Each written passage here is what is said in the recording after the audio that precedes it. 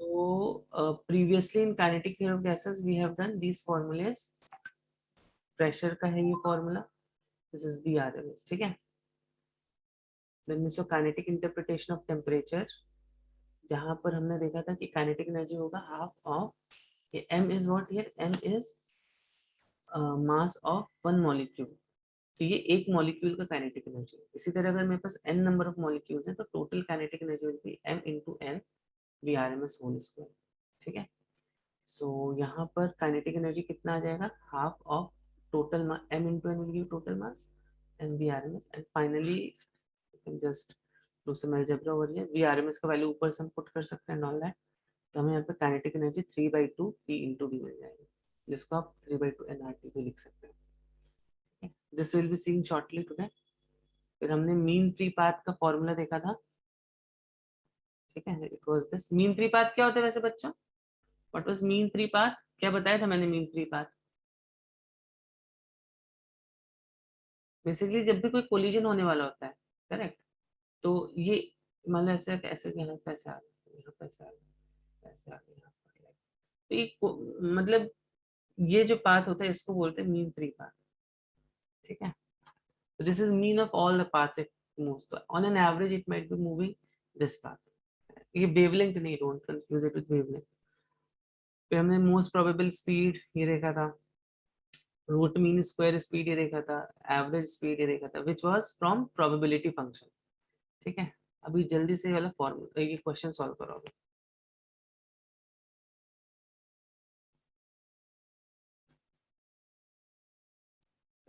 PV is equal to nRT लगा दो ये, ठीक है। PV is equal to nRT लगा दो। 2 grams of hydrogen मतलब 2 grams I think is equal to 1 mole of hydrogen ना, correct if I am not wrong. तो प्रेशर, हमें प्रेशर फाइंड आउट करना है, तो P इंटू वॉल्यूम कितना है 0.02 n कितना है 1 मोल, R अच्छा कितना होता है, R होता है 8.314 joules per moles per kelvin, ठीक है। ओके सर दिस वैल्यू हो गया, और टेम्परेचर इज 300 केल्विन है, इसको डायरेक्टली पुट कर दो। तो प्रेशर हो गया यहाँ पर 8.314 into 300 0.02, so this gives us 1.247। तो ये डायरेक्टली पास्कल में ही आ जाएगा, ठीक है। ये पास्कल में डायरेक्टली आ जाएगा। I don't know why you all calculated it in atmosphere, ठीक है। तो दैट इज अबाउट सर वो मीटर क्यूब ही है ना। Metre cube is equal to 1000 litre होता है ना। हाँ लेकिन हमें यहाँ पे हमें ये पीवी यहाँ पर जो हम वैल्यूज पुट करेंगे वो हम SI में ही पुट करेंगे ना, लीटर में क्यों पुट करना है आपको? सर लेकिन वॉल्यूम लीटर में होता है ना, और आर की वैल्यू आपने 0.0821 क्यों नहीं ली? See okay I just tell you, देखो मैं आपको यहाँ पे आर और बोल्ट्जमैन कांस्टेंट के बारे में थोड़ा बता देता हूँ। चलो देखो, हमारा ये जो आइडियल गैस का इक्वेशन है पीवी इक्वल्स टू nRT, ठीक है। अब मुझे जल्दी से बताओ, फिजिक्स में आप जो प्रेशर पढ़ते हो, what is SI unit for pressure, tell me what is SI unit for pressure, कितना होता है SI यूनिट प्रेशर का? न्यूटन पर मीटर स्क्वायर, इसको क्या बोलते हैं newton per metre square? Pascal. yes. तो पास्कल्स ही लेंगे ना यहाँ पे, पास्कल्स लोगे कि नहीं लोगे? ओके अच्छा, वॉल्यूम का बता SI यूनिट क्या होता है, लीटर होता है वॉल्यूम का SI यूनिट,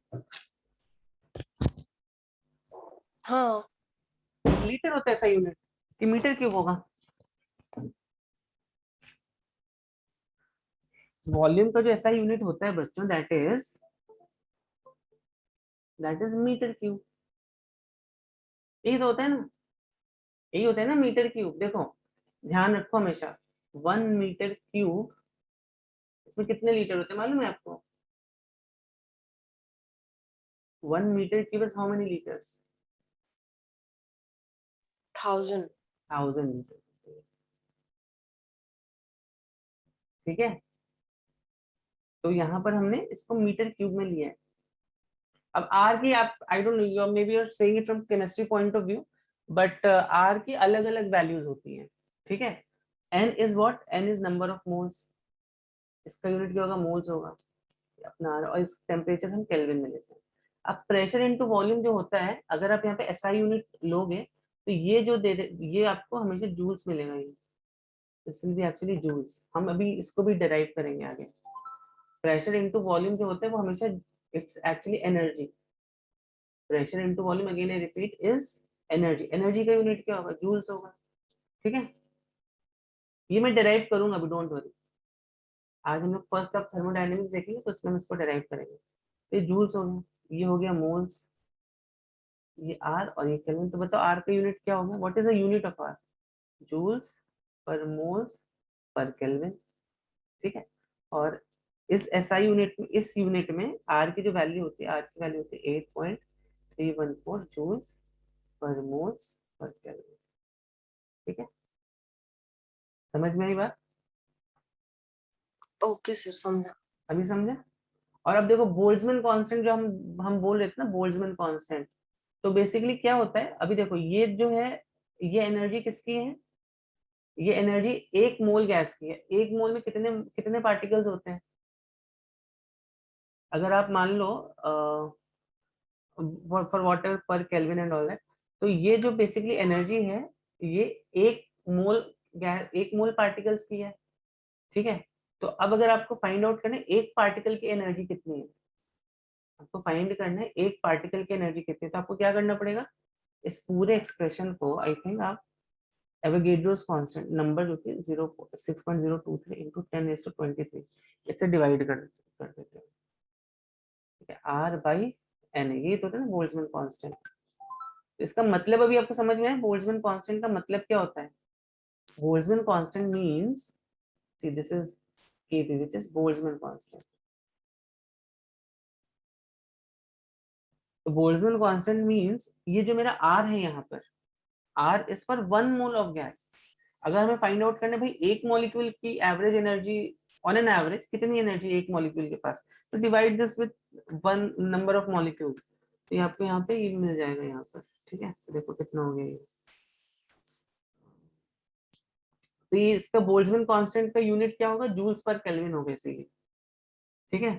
क्योंकि जब आप यहाँ पे नंबर ऑफ मॉलिक्यूल से मल्टीप्लाई कर दोगे इनटू एन है, तो moles moles I think kind of will cancel, तो जूल्स पर केल्विन होगा इसका। पहले देखते ये वैल्यू कितनी आ रही, 8.314 divided by 0.023 into 10 raised to 23, कितना है 1 पॉइंट, या तो let me check values correct और not.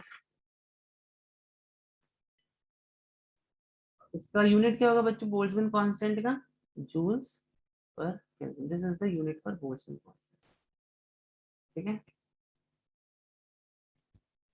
Got it. Yes sir.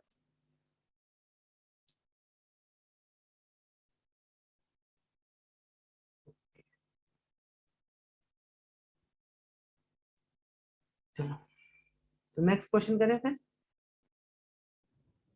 जल्दी से सॉल्व करो बच्चों इसको।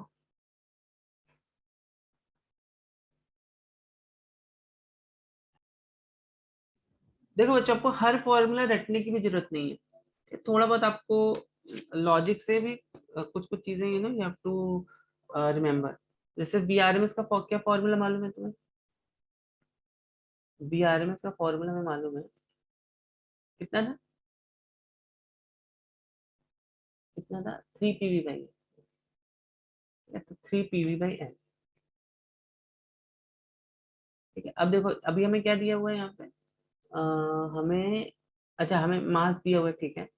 मास दिया हुआ है, हमें ये दिया हुआ है, वॉल्यूम भी दिया हुआ है, और प्रेशर नहीं दिया हुआ है ना। अच्छा एसटीपी दिया हुआ है, एसटीपी मतलब कितना हुआ, कितना होता है एसटीपी पे pressure, I think 1 atmospheric pressure रहता है 1.01 into 10⁻5, करेक्ट। तो बस सब वैल्यूज तो आपको दी हुई है यहाँ पर। तो मैं आपको क्या बता रहा था, कभी कभी आपको डेंसिटी दे सकते हैं वो लोग, तो अगर डेंसिटी दी होगी तो you can use this formula that m/v, इसको ऐसे लिख लो, तो mass by volume is density 3p/1, तो 3 इंटू प्रेशर कितना है 1.01 इंटू 10⁵ वॉल्यूम कितना है 1000 सेंटीमीटर क्यूब। तो 1 centimetre cube is actually equal to कितना होगा 10⁻6 metre cube. 1 centimetre is 1 centimetre is basically -2 metre, इसको क्यूब कर दो 10⁻6 मीटर क्यूब। तो ये कितना हो गया 10⁻3, ठीक है, upon b is this upon m कितने मास कितना दिया 0.177। all these values, let's see what we are getting.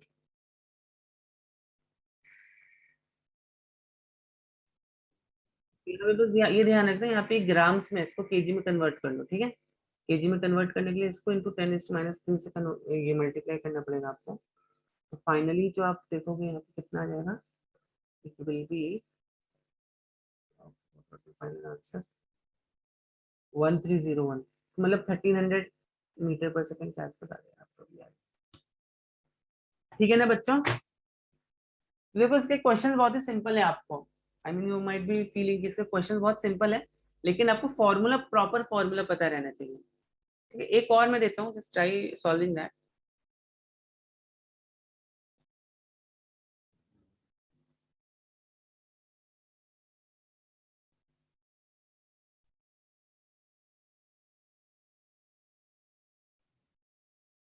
कर लोगे अभी इसको बच्चों, कर लोगे। सी एवरेज वेलोसिटी का फॉर्मूला ये यूज कर देना है, और average momentum will be m into v average, ठीक है। एक क्वेश्चन और देता हूं मैं आपको अभी, कर लोगे ना फिर इसको, ठीक है। इसका आंसर चाहिए तो लिख लो कितना आ रहा है इसका आंसर। इसका answer comes out to B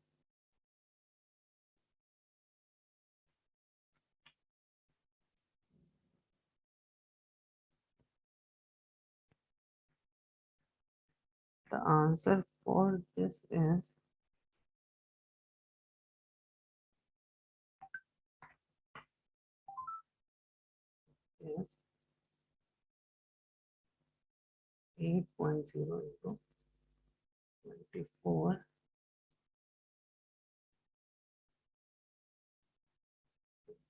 ये आंसर आ रहा है। नेक्स्ट क्वेश्चन अभी आपकी बुक से देता हूँ आपको भी,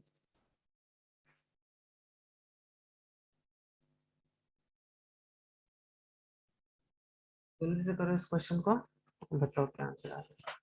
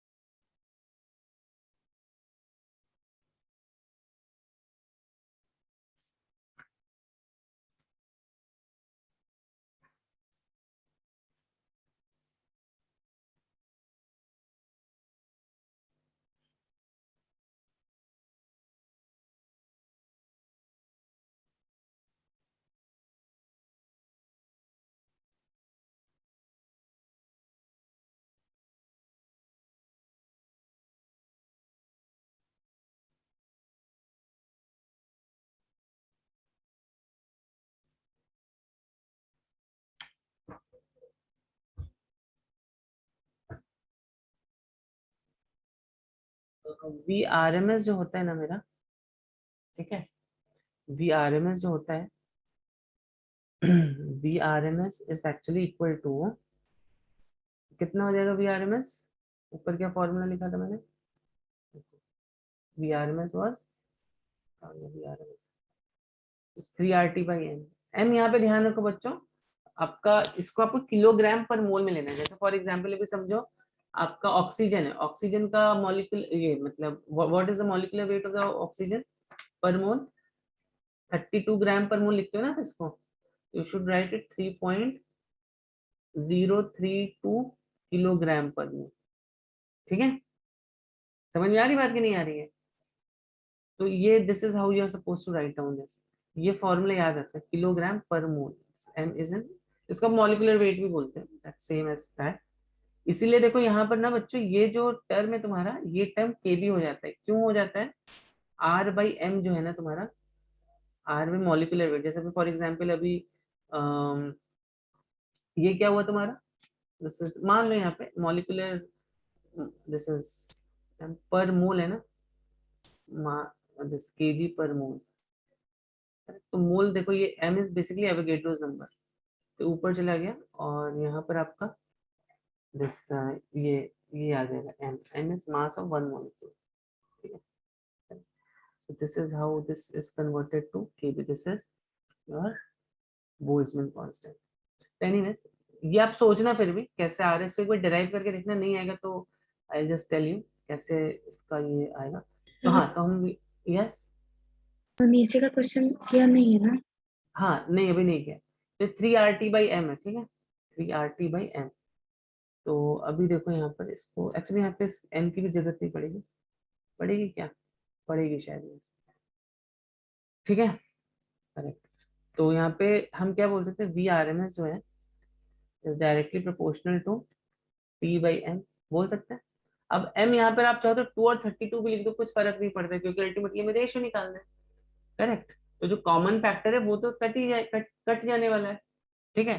तो आप चाहो तो m यहाँ पे मॉलिक्यूलर वेट के टर्म्स में डायरेक्टली भी लिख सकते हो। आई थिंक ऐसे ही किया होगा सब बच्चों ने ना। तो VRMS फॉर किससे किसे फाइंड करना है, हाइड्रोजन एंड ऑक्सीजन। तो यहाँ पे हाइड्रोजन पे चाहिए, तो यहाँ पे मैं ऑक्सीजन पे, तो हाइड्रोजन का कितना हो जाएगा, √T/m, T/m is how much,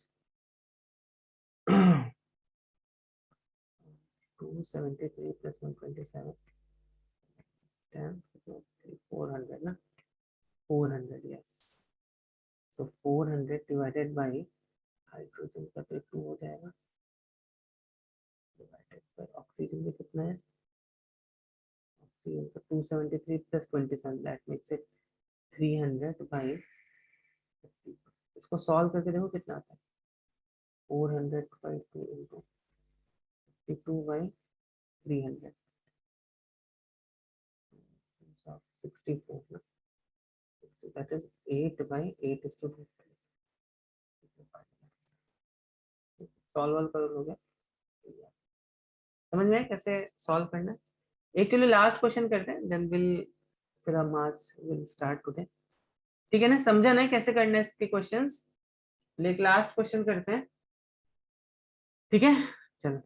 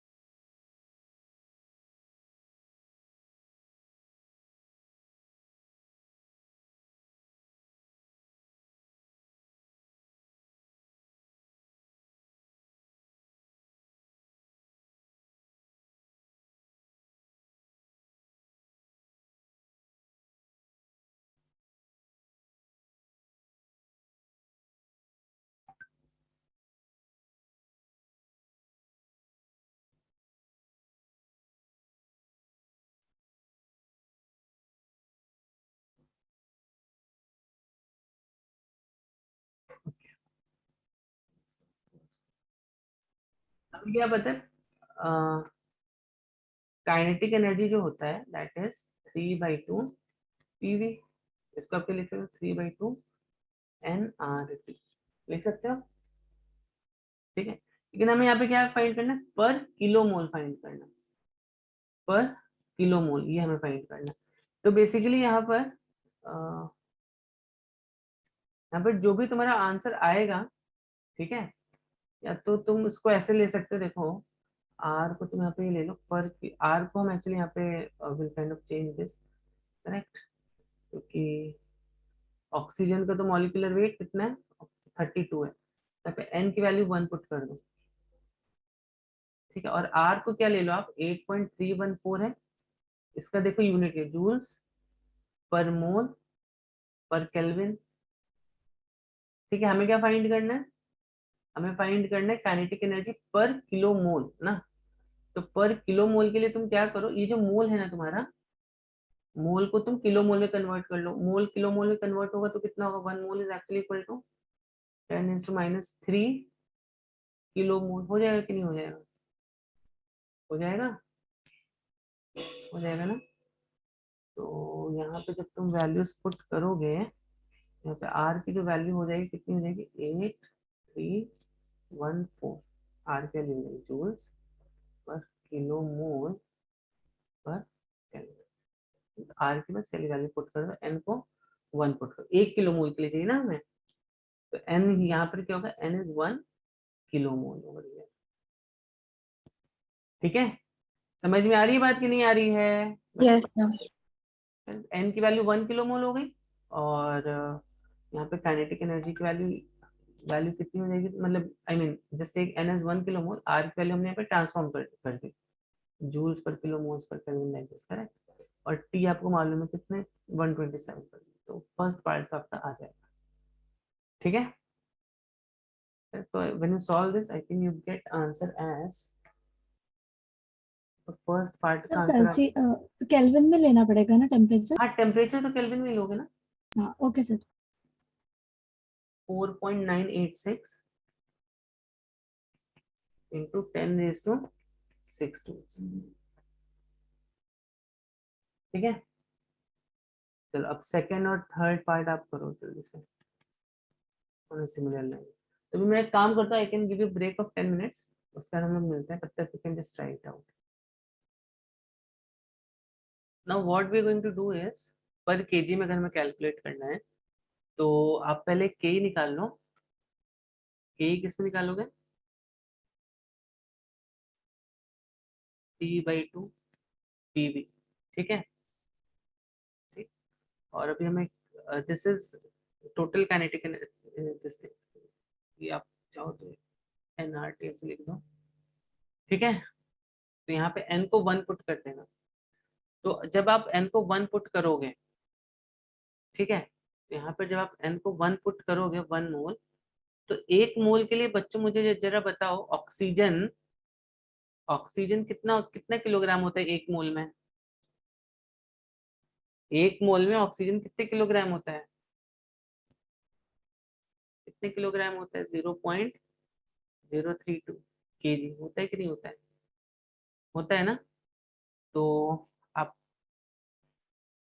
जल्दी से यहाँ पे 3/2 into 1 into R is 8.314, temperature 300 divided by, इसको सॉल्व करके देख लो कितना आएगा। सर वो तीनों के लिए ऑक्सीजन का काउंट कर, क्या क्या, तीनों जो निकालना है ना हमें, तो वो हाँ ऑक्सीजन का कंसिडर करके निकालना है क्या? हाँ लिखा है ना क्वेश्चन में, तो I think क्या, तो ये आता है, ये ऑलमोस्ट करेक्ट, ठीक है।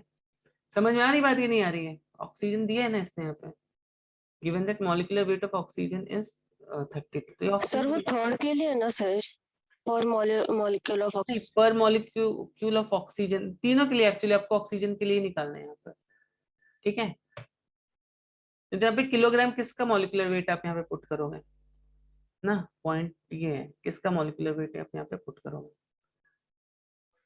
Okay sir. ठीक है। एक सेकंड, मैंने यहाँ पे कुछ,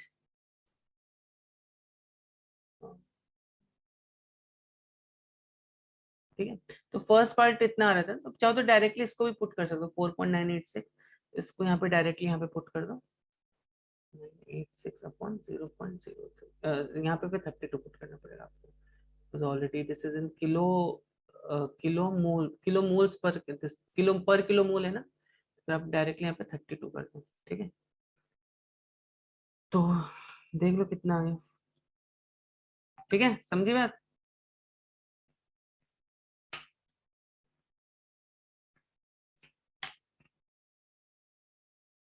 तो ऑलमोस्ट आपका आंसर कितना आता है,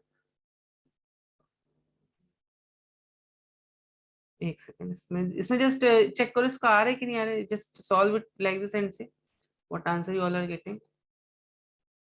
यहाँ पे टेम्परेचर एक्चुअली 400 है, 127 है, 127 प्लस 273 400, तो ये जस्ट एक छोटा सा चेंज कर लेना। फाइनली जब आप इसको सॉल्व वॉल्व करोगे तो I think now you will get the answer. Now when you solve it to get the answer as 1.56 into 10⁻², पर केजी, ठीक है, ठीक। और पर मॉलिक्यूल निकालने के लिए क्या करोगे, पर मॉलिक्यूल निकालने के लिए ऊपर ये वाला जो पार्ट है, करेक्ट, तो for per molecule this is C part, per molecule के लिए 3/2 इंटू यहाँ पे भी 1 मोल ले लो। अब यहाँ पे ऑक्सीजन नहीं है तो भी आपका आंसर आ जाएगा, कि 1 मोल में कितने मॉलिक्यूल्स होते हैं। इसको सॉल्व कर लेना, देखना इसका भी आंसर आपका ऑलमोस्ट 8.28 इंटू 10⁻⁻21 जूल्स आ जाएगा, ठीक है, ठीक है बच्चों कि नहीं। Law of equipartition of energy,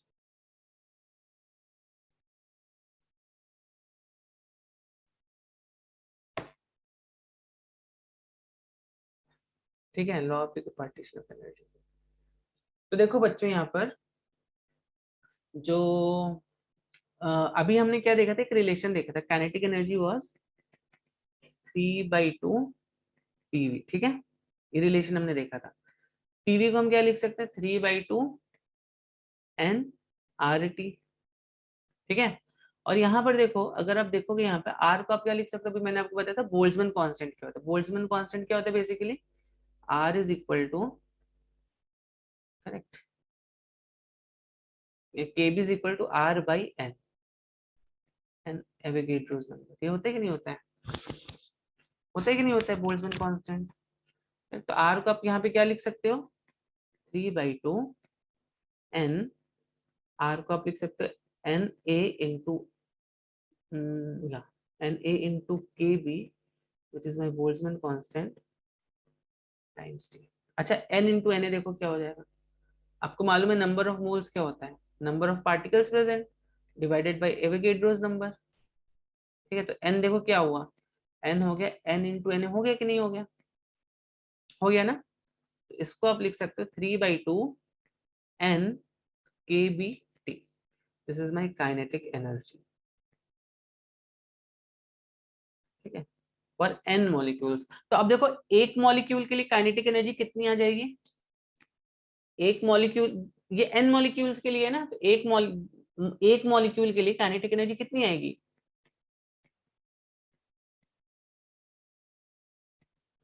कितनी आएगी, ये आ जाएगी 3/2 KB into T। 3/2 के बी टी। अब ना बच्चों यहाँ पर ये जो बात सोचने वाली बात है, यहाँ पे 3 क्यों ये टर्म 3/2 जो है यहाँ पे 3 क्यों आ रहा है, ये थोड़ा सोचने वाली बात है यहाँ पे, करेक्ट। और यहीं से इनफैक्ट जो कंसेप्ट आपका डेवलप हुआ, इक्विपार्टीशन ऑफ एनर्जी का कंसेप्ट डेवलप हुआ यहाँ से, ठीक है। तो 3 ये जो आ रहा है क्यों आ रहा है, ये हम थोड़ा सा यहाँ पर इस पर सोचेंगे। अब जब हम लोग प्रेशर का एक डेरिवेशन कर रहे थे, तो मैंने आपको क्या बताया था, मैंने आपको आई थिंक ये बताया था कि जो वेलोसिटी है या स्पीड जो है, अगर हम इसको रिजॉल्व करते हैं तीनों एक्सिस में, assuming it having some directions, ठीक है, तो तीनों एक्सिस में जब स्पीड को रिजॉल्व करोगे तो आप देखते हो कि वी एक्स पे भी वी एक्स, वी वाई और वी जेड, तीनों एक्सिस पर स्पीड जो है वो हमारी सेम आ रही है, ठीक है। तो this thing we have already seen, भाई तीनों एक्सिस पे हमारी जो स्पीड है वो ऑलमोस्ट सेम आ रही है।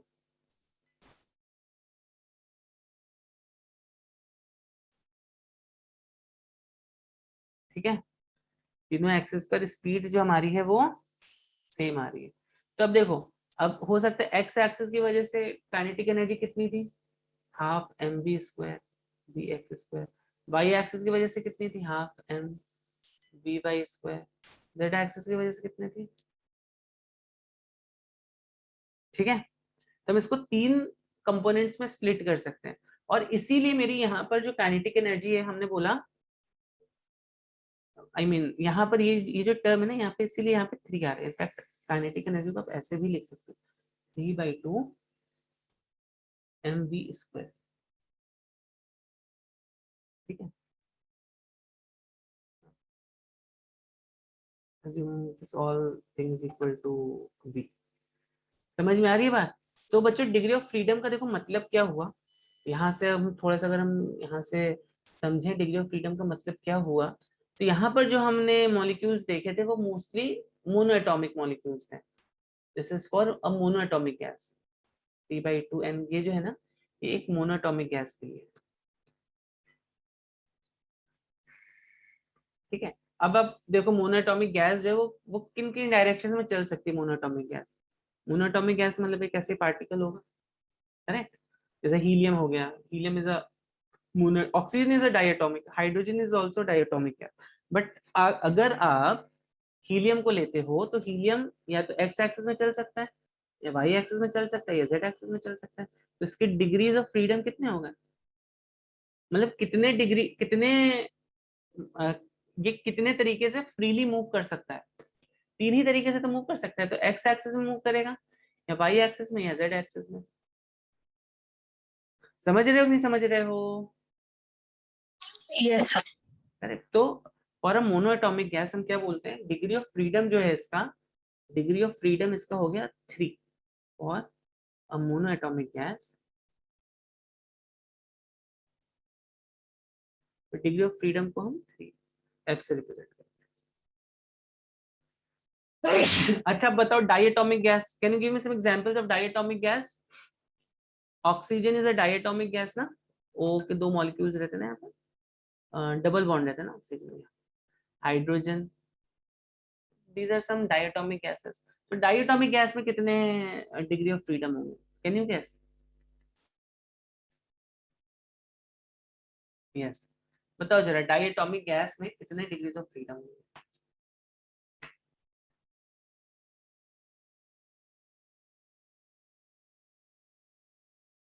Yes, anyone, any guess. तो देखो तुमने रोटेशन में पढ़ा होगा, तो देखो इसके 3 तो होंगे ही होंगे। 3 क्यों होंगे, एक्स में मूव कर सकता है, वाई में मूव कर सकता है, जेड में। एज अ पार्टिकल ये एक्स वाई जेड में तो मूव कर सकता है, लेकिन अब आप सोच के देखो, अब ये जो मॉलिक्यूल एच और एच है तुम्हारा, ठीक है, ये मॉलिक्यूल एच और एच है, ये अभी ऐसे भी घूम सकते हैं ना, इस प्लेन के अबाउट भी तो घूम सकता है ये, इस प्लेन में ऐसे घूम सकता है कि नहीं घूम सकता है। तो आपने रोटेशन में पढ़ा होगा हाफ आई ओमेगा स्क्वायर ना, काइनेटिक एनर्जीज की। और अब देखो ये जो है ना इस प्लेन के अबाउट भी घूम सकता है। यहाँ पर हम 2 प्लेन लगा सकते हैं इस मॉलिक्यूल में, एक प्लेन ऐसे और एक प्लेन ऐसे। या तो ये इस प्लेन में घूमेगा, या तो ये इस प्लेन में घूमेगा, या तो ये वाली प्लेन, या तो ये वाली प्लेन, ठीक है। समझ में आई बात, ठीक है ना। यस। तो इसकी डिग्री ऑफ फ्रीडम हो जाएंगी 5, इसकी डिग्री ऑफ फ्रीडम हो जाएंगी, ये मोनोटॉमिक की 3 हो गई, डायटोमिक की 5 हो गई। अभी we can also get a molecule like polyatomic gas. Polyatomic में कितने हो जाएंगे, पॉलीएटॉमिक जैसे for example what are some examples of polyatomic gases. Methane ले, methane is very good example,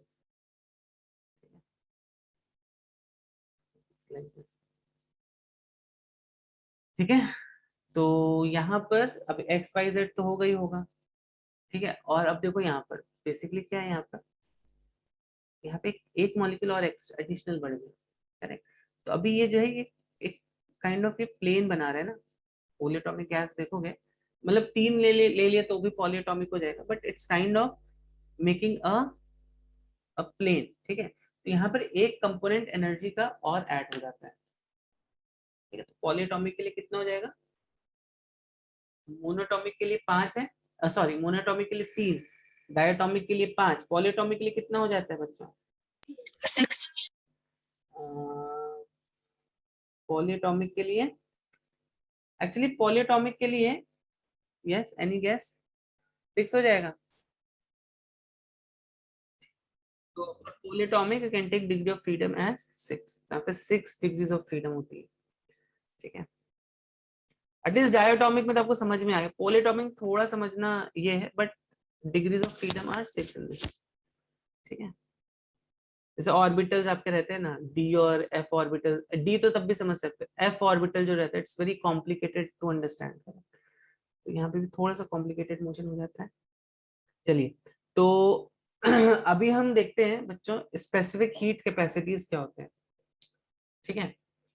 but before that let me give you a small hint about first law of thermodynamics. क्या होता है बताओ, अच्छा मुझे first law of thermodynamics पढ़ा है तो बताओ। यस, बताओ क्या होता है फर्स्ट लॉ ऑफ थर्मोडायनेमिक्स।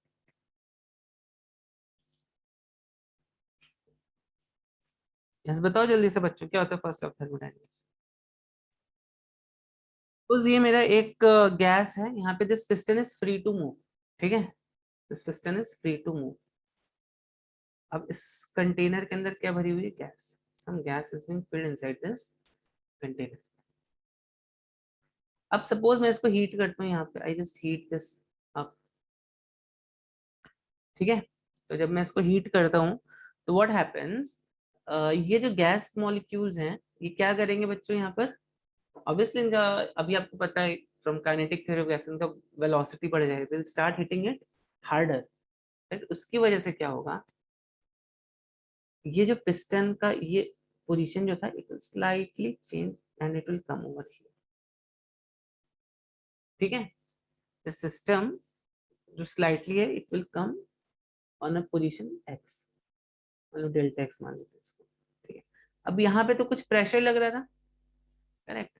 तो अब अगर मुझे फोर्स निकालना है, यहाँ पे फोर्स कितना था, तो फोर्स कितना होगा, अगर मान लो मैं बोल देता हूँ इसका दिस एरिया इज ए, तो force is pressure into area, होगा कि नहीं होगा, pressure force is pressure, pressure into area होता है ना फोर्स, ओके।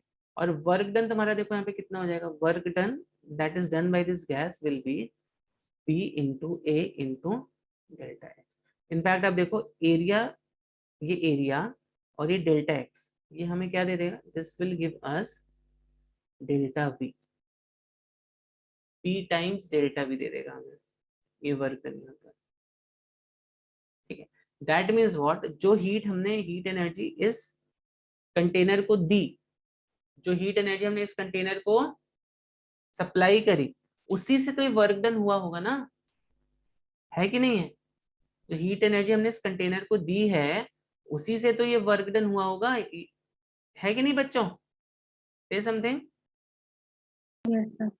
तो अब सपोज अब कर, इसीलिए देखो मैंने आपको बोला था पीवी की जो यूनिट है ना वो जूल्स की यूनिट होती है, जो हमने पीवी इक्वल्स टू एनआरटी में देखा था ना, पीवी इक्वल्स टू एनआरटी, इसको आप जूल्स रख देते हो, इसको आप जूल्स रख देते हो ना यूनिट में। तो पीवी का जो यूनिट होता है वो एनर्जी का यूनिट होता है हमेशा, ठीक है, because this is work done. तो अब बच्चे जो आप हीट दे रहे हो और जो वर्क डन हो रहा है, ठीक है। अब सपोज आपने यहाँ पे मान लो यहाँ पे 12 जूल्स की हीट दी, पर आप देखोगे यहाँ पे जो वर्क डन हो वो 10 जूल्स का ही हुआ, या अगर मान लो आपने 14 जूल्स की हीट दी, तो आप देखोगे यहाँ पे वर्क डन केवल 12 जूल्स का ही हुआ। तो इन दोनों केसेस में 12 जूल्स की एनर्जी कहाँ चली गई, इन दोनों केसेस में 12 जूल्स की एनर्जी कहाँ चली गई बच्चों, यस एनी गेस, 12 जूल्स की एनर्जी कहाँ चली गई।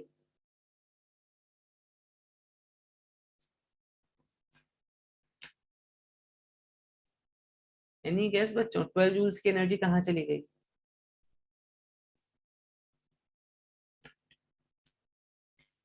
आपने इंटरनल एनर्जी का नाम सुना है? यस।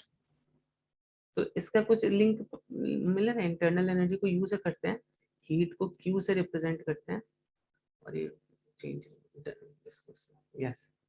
तो बताओ, तो क्या हम ये बोल सकते हैं it is just like friction? Internal energy को हम फ्रिक्शन से कंपेयर कर सकते हैं, करेक्ट? जैसे फॉर एग्जांपल जब आप किसी बॉक्स को फ्लोर पर मूव करते हो, ठीक है, तो कुछ एनर्जी फ्रिक्शन में जाती है ना। अब सपोज तुमने 10 जूल्स की एनर्जी इसमें डाली, तो हो सकता है भाई कुछ एनर्जी जो है फ्रिक्शन और हीट में कन्वर्ट होके तुम्हें जो फाइनली यहाँ पे जो वर्क, जो तुम्हारा आउटपुट वर्क डन हुआ, इनपुट जो तुम्हारा 10 जूल्स था, ठीक है, उस तरह जो तुम्हारा आउटपुट वर्क डन हुआ, आउटपुट वर्क डन जो हुआ वो कितना हो गया? वो हो गया मे बी 8 जूल्स। तो यहाँ पे जो 2 जूल्स का लॉस हो रहा है वो किसकी वजह, कहाँ पे जा रहा है वो 2 जूल्स का लॉस? फ्रिक्शन। फ्रिक्शन में जा रहा है। उसी तरह इस मॉलिक्यूल के पास भी तो देखो, इस मॉलिक्यूल के पास केवल ट्रांसलेशनल एनर्जी होगी ऐसा थोड़ी ना है, इसके पास ये खुद भी कुछ घूम रहा होगा, ठीक है, खुद भी तो कुछ घूम रहा होगा एंड ऑल दैट। तो इसके पास एन नंबर ऑफ एनर्जीज रहती है, कोई भी मॉलिक्यूल रहता है उसके पास ट्रांसलेशनल तो रहती है पर उसके पास एन नंबर ऑफ एनर्जीज रहती है, करेक्ट? तो थोड़ी बहुत एनर्जी जो हम देते हैं वो उस वहां पर वो यूज अप हो जाती है, वो सब एनर्जीज इंक्रीज कराने में चली जाती है हमारी, जो भी हम उसको काइंड ऑफ एनर्जी दे रहे हैं, करेक्ट? उसको हम बोलते हैं इंटरनल एनर्जी। कुछ रोटेशनल हो सकती है उसके पास, करेक्ट, कुछ वाइब्रेशनल हो सकती है, रोटेशनल, वाइब्रेशनल, ट्रांसलेशनल, करेक्ट, ठीक है। तो बच्चों समझ में आई बात आपको भी? तो जो एनर्जी हम दे रहे हैं, ठीक है, जो भी एनर्जी हमने दी वो हम ऐसा अज्यूम करते हैं कि it has gone in increasing its internal energy. इसीलिए आप ये फिजिक्स में, I tell you what is difference between physics and chemistry इसके बाद। Q माइनस डब्ल्यू, करेक्ट, या चलो इसको यहाँ पे ये क्या हुआ? हीट गिवन, और ये हुआ मेरा टोटल वर्क डन। ये किसका आता है? This comes actually to be change in internal energy, ठीक है। आपने केमिस्ट्री में शायद ऐसा पढ़ा होगा, Q plus W is equal to delta U. Yes बच्चों, ये केमिस्ट्री में ऐसा पढ़ा होगा ना, अगर याद होगा तुम्हें तो। नहीं सर, क्यू DU प्लस। यही पढ़ा था, ध्यान से सब ध्यान। प्लस माइनस दोनों हो सकता है ना क्या क्या? सर? हमने वो DU equals to DQ plus minus DW पढ़ा है। du इज इक्वल टू, अच्छा डी, हाँ यस यस, हाँ बराबर। लेकिन अगर आप फिजिक्स में ये ले रहे हो तो केमिस्ट्री में आपको ये लेना पड़ता है। और अगर आप फिजिक्स में, यहाँ पे भी हो सकता है, जब गैस एक्सपैंड हो रही हो तो प्लस डब्ल्यू हो जाएगा यहाँ पे, तो केमिस्ट्री में फिर क्यू माइनस डब्ल्यू हो जाता है ये। तो अंतर समझ लो क्या है, ये मैंने इसके लिए एक्सपेंशन के लिए लिखी इक्वेशन, एक इसके लिए जब गैस एक्सपैंड करी तब क्या आता है? तब यही आता है ना आपका प्लस डब्ल्यू। केमिस्ट्री में आप कि अगर गैस एक्सपैंड करी तो आप प्लस डब्ल्यू लिखते हो ना इसको, है कि नहीं है? है कि नहीं है? याद हाँ है? ये तो। अगर गैस कॉन्ट्रैक्ट करी तब आप लिखते हो this is for expansion, C this is for expansion, expanding gas. और अगर गैस कॉन्ट्रैक्ट करी तो Q माइनस डब्ल्यू लिख देते हो ना फिर, दिस इज फॉर सर नहीं नहीं सर, अगर गैस एक्सपांड हो रही है तो माइनस होता है ना नहीं, फिजिक्स में माइनस होता है। सर? जब आपकी गैस एक्सपैंड हो रही होगी तो फिजिक्स में एक्चुअली माइनस होता है, केमिस्ट्री में प्लस होता है। I tell you the reason. Yes, कोई कुछ बोल रहा है? और सर अगर gas work done by the system होगा तो माइनस होता है ना, तो वर्क, एक्सपांशन में हाँ तो यस, माइनस होना चाहिए ना। लेकिन फिजिक्स में हम work done by the system positive लेते हैं, ठीक है। उसका रीजन क्या है? यहाँ पर देखो, यहाँ पर देखो, जो फिजिक्स में जो हम ले रहे हैं गैसेस, वो हम ये वाली गैसेस ले रहे हैं, ओके। देखो फिजिक्स में हम क्या लेते हैं, फिजिक्स में we consider our system as this, system is considered as the gas which is contained in the container. और केमिस्ट्री में क्या क्या आप लेते हो? Surroundings as your this thing, correct. आप एक बार रिवाइज करना केमिस्ट्री का, आपको समझ में आएगा जो मैं बोल रहा हूँ सही है कि नहीं है, ठीक है। तो यहाँ पे एक्सपैंड ही कर रहा है। तो बेसिकली यहाँ पर क्या है बच्चों, ध्यान से समझो, फिजिक्स में जो आप ले रहे हो वो आप ये ले रहे हो, system is taken as gas inside the container, ठीक है, system is taken as gas inside container, ठीक है। तो अब गैस इनसाइड द कंटेनर है, अगर एक्सपेंशन हो रहा है, करेक्ट, तो फोर्स यहाँ पे ऐसे ही लग रहा होगा, करेक्ट। और यहाँ पे जो तुम्हारा वर्क डन आएगा, ठीक है, यहाँ पे जो वर्क डन आएगा तुम्हारा, ये फोर्स भी ऐसा, ये भी ऐसा। तो यहाँ पे जब गैस एक्सपैंड करेगी, एक्सपेंशन जब होगा, तो work is done by the gas, work is done by the gas, yes और नो? Yes, sir. तो work done by the gas, this is positive. आ रहा है पॉजिटिव कि नहीं आ रहा है? यहाँ पे देखो, फोर्स इंटू डिस्प्लेसमेंट, फोर्स भी ऐसा, डिस्प्लेसमेंट भी ऐसा, आ रहा है कि नहीं? आ रहा है कि नहीं पर बच्चों? केमिस्ट्री में भी तो यही होता है ना, सेम ही डायरेक्शन में है फिर। केमिस्ट्री में आई डोंट थिंक सो ऐसा होगा। केमिस्ट्री में देखो क्या आप लेते हो कन्वेंशन, आप एक बार चेक कर लेना। मुझे जहां तक पता है केमिस्ट्री में आपका केमिस्ट्री में आपका work done bye expansion negative होता है। क्यों?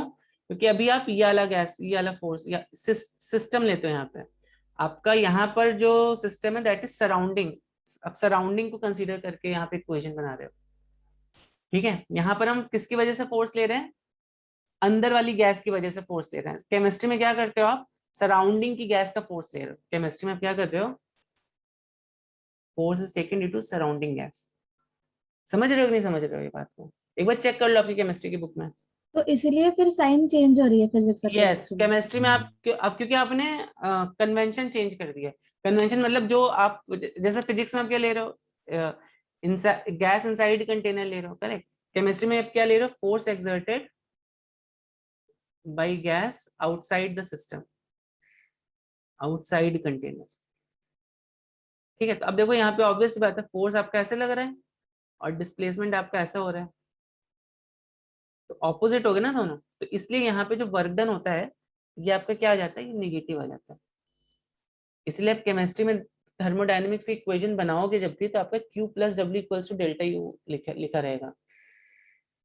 समझ में आ रही है बात की नहीं आ रही? सो प्लीज इस बात को याद रखना। समझी कि नहीं समझी बात? यस।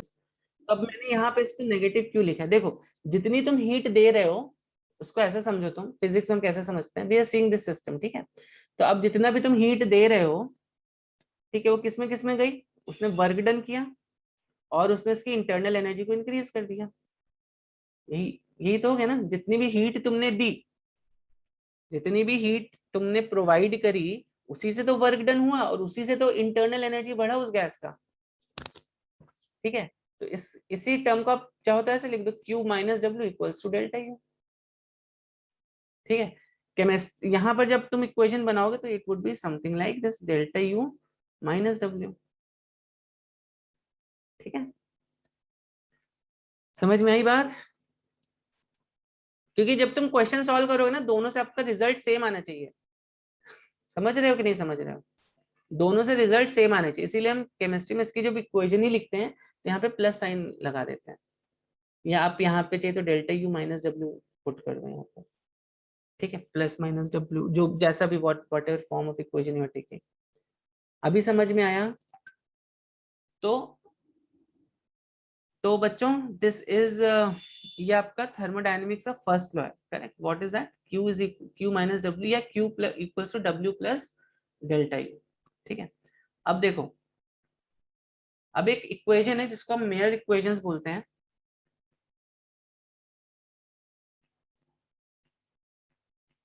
अब आपने बच्चों जब हम लोगों ने कैलोरीमीटरी पढ़ा था, तो वहां पर एक एक्सप्रेशन देखो, Q equals to M C delta T, याद है आपको? या एम एस डेल्टा टी ले लेते हैं इसको, याद है आपको? M S delta T. यहाँ पे एस क्या था? What was S? एस को क्या बोलते थे? जल्दी से बताओ, जल्दी से बताओ बच्चों, एस को यहाँ पे क्या बोलते थे आप? Specific heat capacity. Yes, S को आप बोलते थे स्पेसिफिक हीट कैपेसिटी, ठीक है। इसका देखो यूनिट क्या होता है, एस का यूनिट होता है जूल्स पर केजी पर डिग्री सेल्सियस, पर केल्विन भी ले सकते हो, बात वही, क्योंकि यहाँ पे डेल्टा टी है।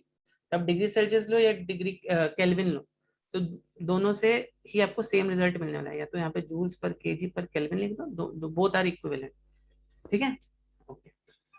अब बच्चों यहाँ पर हम हम एस को हम मोलर स्पेसिफिक हीट कैपेसिटी में भी लिख सकते थे, आपको अगर याद होगा तो। एम सी डेल्टा टी, सी क्या था मेरा, मोलर स्पेसिफिक हीट कैपेसिटी।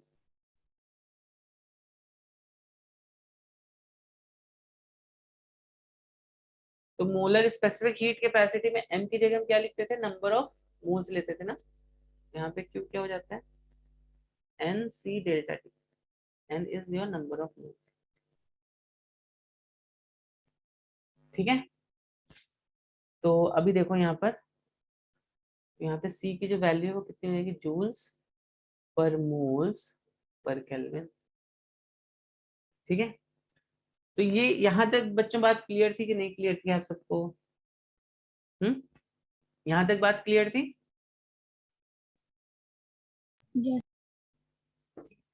तो देखो अब यहाँ पर बच्चों ध्यान से समझना, जो मैंने फर्स्ट ऑफ थर्मोडायनेमिक्स लिखा था which was Q is equal to W plus delta U,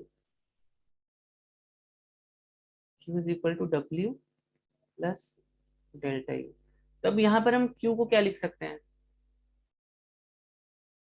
Q को हम क्या लिख सकते हैं, heat given was what, heat given is N C delta T, लिख सकते हैं कि नहीं लिख सकते, मतलब Q को ही हम लिख सकते हैं heat given something like that. ठीक है, ठीक है कि नहीं बच्चों, ठीक है ना, यस और नो, से समथिंग लिख Yes. सकते हैं Q को। यस। ओके, अच्छा यहाँ पर एक चीज और देखो, ये मेरा इंटरनल एनर्जी, ठीक है। तो अब यहाँ पर जो सी होता है ना, बेसिकली एक चीज मैं आपको बताना भूल गया, यहाँ पे जो सी होता है यहाँ पे हम इसको दो तरीके से रिप्रेजेंट कर सकते हैं। एक तो है एट कांस्टेंट प्रेशर, करेक्ट, और एक है एट कांस्टेंट वॉल्यूम। तो जब भी हम इसको एट कांस्टेंट प्रेशर रिप्रेजेंट करते हैं तो that is written as CP, और जब भी हम इसको एट कांस्टेंट वॉल्यूम देखते हैं सी को, तो ये हो गया सीवी। ये सॉलिड्स में नहीं पॉसिबल, ये केवल गैसेस में पॉसिबल है, क्योंकि सॉलिड जो है रहेगा आपका वो कांस्टेंट प्रेशर और कांस्टेंट वॉल्यूम, उसका वॉल्यूम ज्यादा चेंज नहीं होता है। ठीक है, so this is only for gases बच्चों, so don't confuse this for solids also. ये हम केवल और केवल गैस के लिए हम ऐसा बोल सकते हैं, कांस्टेंट प्रेशर और कांस्टेंट वॉल्यूम। अगर आप किसी सॉलिड के लिए देख रहे हो तो पहली बात तो सॉलिड के लिए हम specific heat capacity generally use करते हैं, करेक्ट। और दूसरा चीज क्या, अगर आप ले भी लो सम और other molar specific heat capacity solid के लिए, ठीक है, तो ऑब्वियस सी बात है कांस्टेंट प्रेशर पे और कांस्टेंट वॉल्यूम पे उसका मतलब I mean parameters don't change so vast as in gases. ठीक है, पैरामीटर्स इतना ज्यादा चेंज नहीं होता, तो ऑलमोस्ट इनके वैल्यूज ऑलमोस्ट सेम ही रहता है। चलिए, तो अब जब हम इसको हीट कर रहे हैं, ठीक है, हम जब इसको हम हीट कर रहे हैं, तो अब हम यहाँ पर एक अजम्पशन करेंगे, हम kind of will assume it कि देखो जब हम इसको हीट कर रहे हैं तो इसका जो प्रेशर है, gas will try to expand. Gas क्या करेगी बच्चों, गैस एक्सपैंड करने की कोशिश करेगी कि नहीं करेगी, करेगी ना गैस एक्सपैंड करने की कोशिश, यस और नो? Yes, sir. ठीक है, तो गैस यहाँ पे एक्सपैंड करने का कोशिश करेगी, ठीक। तो जब गैस एक्सपैंड करेगी तो क्या होगा, उसका प्रेशर कम होगा कि नहीं होगा, what do you think? Then gases expand, तो अगर देखो अगर इसका वॉल्यूम इतना ही रहता, ठीक है, तो उसका प्रेशर जो है वो बढ़ता। लेकिन अभी क्या हो रहा है, gas gas will try to expand in such a way कि इसका अंदर का प्रेशर और बाहर का प्रेशर ऑलमोस्ट सेम हो जाए। ठीक है, तो अब जो आप यहाँ पे जो हीट दे रहे हो, तो यहाँ पे अभी यहाँ पे जो सी मैंने लिखा है, ये कौन सा सी मुझे लेना चाहिए, सी मुझे सीपी वाला सी लेना चाहिए या सीवी वाला सी लेना चाहिए, बताओ मुझे कौन सा सी लेना चाहिए यहाँ पे, यस जल्दी से बताओ। तो अगर आपको ऊपर आपने ऑब्जर्व किया होगा तो आपने ये देखो यहाँ पर ये जो गैस है ना ऐसा एक्सपैंड करती है कि अंदर का जो प्रेशर है और बाहर का जो प्रेशर है वो ऑलमोस्ट काइंड ऑफ सेम ही रहे, तभी उतना ही वो एक्सपैंड कर सकती है ना gas. This is free to move, है कि नहीं है? नहीं तो अभी सोचो बाहर का प्रेशर अगर ज्यादा हो जाएगा तो पिस्टन को अंदर की तरफ वो पुश कर देगा ना। Are you understanding this point और नॉट? अगर ये पिस्टन इक्विलिब्रियम कंडीशन पर है तो बाहर का प्रेशर और अंदर का प्रेशर दोनों सेम रहेगा। ये बात समझ में आ रही है क्या? Yes sir. तो यहाँ पे मुझे कौन सा स्पेसिफिक हीट कैपेसिटी का कांस्टेंट लेना है, सीपी या सीवी? सीपी। सीपी लेना पड़ेगा, ठीक है, क्योंकि यहाँ पे प्रेशर जो है वो चेंज नहीं हो रहा है, अंदर अंदर का जो है वो प्रेशर चेंज नहीं हो रहा है। थर्मोडायनेमिक्स में इस टाइप के सिस्टम्स को हम बोलते हैं आइसोबारिक प्रोसेस, यहाँ पे pressure is almost constant. Okay, अच्छा बच्चों, अब यहाँ पर देखो, ये तो मेरा W वर्क डन हमने क्या देखा था, P into delta V, work done ही आया था मेरा। ओके, अब देखो, अभी जैसे मैंने आपको बताया ये कौन सा प्रोसेस है, आइसोबारिक प्रोसेस में क्या होता है, आइसोबारिक प्रोसेस में प्रेशर जो है वो कांस्टेंट रहता है, pressure is always constant in isobaric process. अभी समझो अगर मैंने एक कांस्टेंट वॉल्यूम में, अच्छा देखो अभी अभी यहाँ पर just try to understand this. अभी अगर मान लो मैंने यहाँ पे हीट दिया लेकिन वॉल्यूम इसकी कांस्टेंट है, करेक्ट, यहाँ पे इसकी वॉल्यूम जो कांस्टेंट है, तो बताओ जरा मुझे, अगर वॉल्यूम इज कांस्टेंट तो यहाँ पे वर्क डन कितना होगा, what do you think will work done in this case? 0। Zero हो जाएगा, करेक्ट। तो यहाँ पर देखो जितनी भी हीट दी आपने, जितनी भी हीट दी आपने वो किस में चली गई, इसकी इंटरनल एनर्जी इंक्रीज कराने में चली गई कि नहीं चली गई? जितनी भी हीट दी आपने उतनी हीट उसकी इंटरनल एनर्जी बढ़ाने में चली गई, ठीक है। और यहाँ पर आप क्या ऑब्जर्व कर रहे हो, वॉल्यूम कांस्टेंट है, तो अब यहाँ पर हम अगर हम इसको ऐसे लिखना है एन सी डेल्टा टी, तो यहाँ पर हम कौन सा स्पेसिफिक हीट कैपेसिटी लेंगे, we will take CV. At constant volume है तो सी भी ले लेंगे, ठीक है। ओके, तो यहाँ पर हम delta U is always written as N C V delta T, ठीक है, ठीक है ना। ओके, सो अभी जब आप इसको यहाँ पे N C P delta T minus N C V delta T equals to P delta V put कर दोगे, N C P delta T minus N, और पी डेल्टा वी को क्या लिख सकते हैं, एन आर डेल्टा टी, तो यहाँ पे प्रेशर ने कांस्टेंट पकड़ा है, करेक्ट, ठीक है ना। तो यहाँ पर देखो एन एन और एन कैंसिल आउट हो गया, delta T delta T delta T cancel out हो गया, क्या बचा मेरे पास, C P minus C V is equal to R. अब इसी इक्वेशन को बोलते हो आप मेयर्स इक्वेशन, रिलेशन, ठीक है बच्चों। इतनी बात समझ में आई क्या, किसी को इसमें कुछ डाउट है? ठीक है, तो अभी मैंने देखो आपको क्या बोला कि ये SP what, specific heat capacity, ठीक है। तो specific heat capacity generally joules per KG per kelvin या डिग्री सेल्सियस, केल्विन में भी ले सकते हैं, doesn't matter much, degree Celsius या केल्विन, या पर कैलोरी पर केजी पर केल्विन में है। तो अगर मुझे इसको इसमें कन्वर्ट करना है, क्योंकि जब हम एसपी माइनस एसबी करेंगे तो अभी ये किसके बराबर होगा, करेक्ट, यहाँ पे ये आर तो आएगा बट इसके साथ एक कुछ और चीजें भी अटैच्ड हो जाएंगी, ये मल्टीप्लाई हो जाएंगी यहाँ पर।